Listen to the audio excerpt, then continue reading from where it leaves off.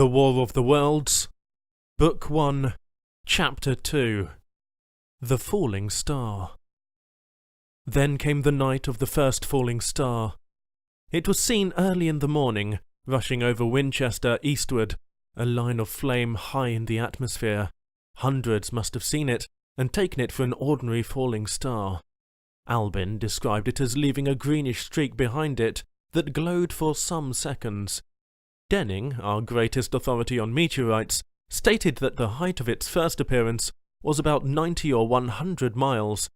It seemed to him that it fell to Earth about 100 miles east of him. I was at home at that hour, and writing in my study, and although my French windows faced towards Ottershaw, and the blind was up, for I loved in those days to look up at the night sky, I saw nothing of it.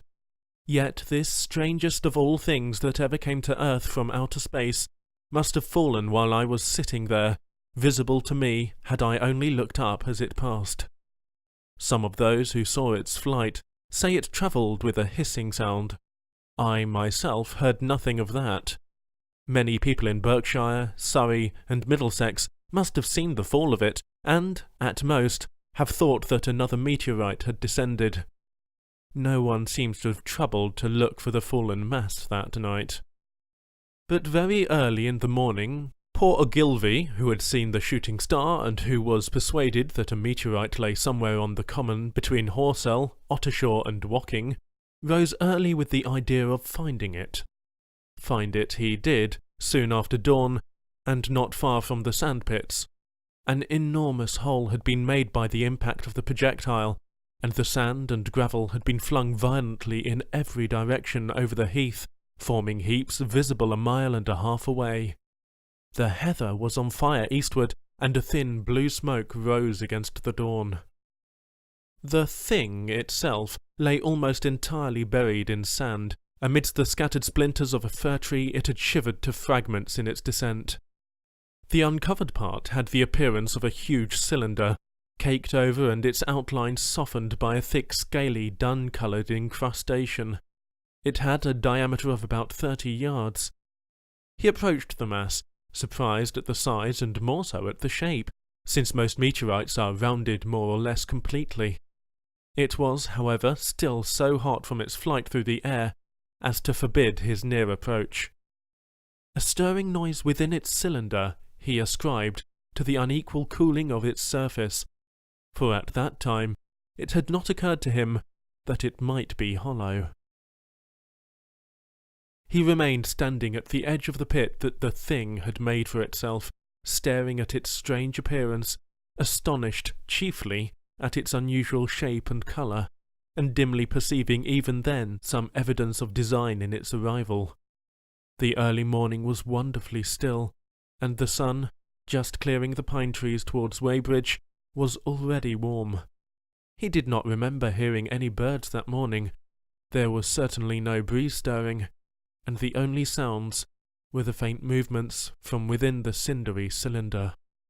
He was all alone on the common. Then, suddenly, he noticed with a start that some of the grey cylinder, the ashy incrustation that covered the meteorite, was falling off the circular edge of the end. It was dropping off in flakes and raining down upon the sand. A large piece suddenly came off and fell with a sharp noise that brought his heart into his mouth. For a minute, he scarcely realized what this meant, and, although the heat was excessive, he clambered down into the pit, close to the bulk, to see the thing more clearly. He fancied even then that the cooling of the body might account for this, but what disturbed that idea was the fact that the ash was falling only from the end of the cylinder. And then he perceived that, very slowly, the circular top of the cylinder was rotating on its body. It was such a gradual movement that he discovered it only through noticing that a black mark that had been near him 5 minutes ago was now at the other side of the circumference. Even then, he scarcely understood what this indicated, until he heard a muffled grating sound and saw the black mark jerk forward an inch or so. Then the thing came upon him in a flash, The cylinder was artificial, hollow, with an end that screwed out. Something within the cylinder was unscrewing the top. "Good heavens!" said Ogilvy. "There's a man in it! Men in it! Half roasted to death, trying to escape!" At once, with a quick mental leap, he linked the thing with the flash upon Mars. The thought of the confined creature was so dreadful to him that he forgot the heat and went forward to the cylinder to help turn. But luckily, the dull radiation arrested him before he could burn his hands on the still glowing metal. At that, he stood irresolute for a moment, then turned, scrambled out of the pit, and set off running wildly into Woking. The time then must have been somewhere about 6 o'clock. He met a wagoner and tried to make him understand, but the tale he told and his appearance were so wild, his hat had fallen off in the pit, that the man simply drove on. He was equally unsuccessful with the postman, who was just unlocking the doors of the public house by Horsell Bridge. The fellow thought he was a lunatic at large, and made an unsuccessful attempt to shut him into the tap room. That sobered him a little, and when he saw Hudderson, the London journalist, in his garden, he called over the palings and made himself understood. "Henderson," he called, "you saw that shooting star last night?" "Well," said Henderson, "it's out on Horshall Common now." "Good Lord," said Henderson. "Fallen meteorite? That's good." "But it's something more than a meteorite. It's a cylinder. An artificial cylinder, man.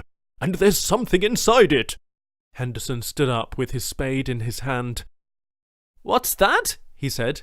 He was deaf in one ear. Ogilvy told him all that he had seen. Henderson was a minute or so taking it in. Then he dropped his spade, snatched up his jacket, and came out into the road. The two men hurried back at once to the common and found the cylinder still lying in the same position. But now the sounds inside had ceased, and a thin circle of bright metal showed between the top and the body of the cylinder. Air was either entering or escaping at the rim with a thin, sizzling sound. They listened, rapped on the scaly, burnt metal with a stick, and meeting with no response, they both concluded the man or men inside must be insensible or dead. Of course, the two were quite unable to do anything. They shouted consolation and promises and went off back to the town again to get help. One can imagine them, covered with sand, excited and disordered, running up the little street in the bright sunlight, just as the shop folks were taking down their shutters and people were opening their bedroom windows. Henderson went into the railway station at once in order to telegraph the news to London. The newspaper articles had prepared men's minds for the reception of the idea. By 8 o'clock, a number of boys and unemployed men had already started for the common to see the dead men from Mars. That was the form the story took.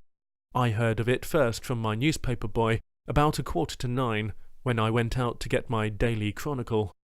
I was naturally startled, and lost no time in going out and across the Ottershaw Bridge to the sandpits.